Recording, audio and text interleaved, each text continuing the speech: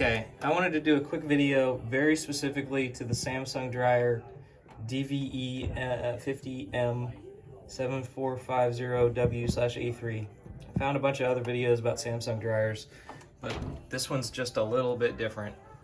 So a couple things I've learned, I'm kind of halfway in the middle of it, replacing the heating element and the little sensor stuff. But it's a little different than the other videos I found on YouTube, and that is having to do with removing this whole heater element box. There's a screw here. So when this thing is mounted in the dryer, this is the bracket. So this bracket sits in here like this. That screw there holds this heater box to this bracket here. So it's behind this flap. So when you look in there, there's the front screw like everyone else says, but then there's one more that comes in from the top. So you have to reach in and over it. I ended up using this 90-degree adapter to do that. But this part doesn't just come out with these two screws. There's two more screws on the back side of it.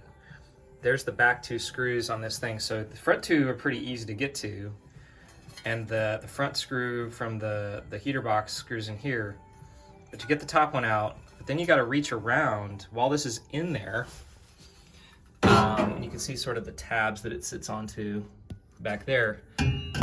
So the heater box will be sitting here, and you can't slide that out until this bracket is removed.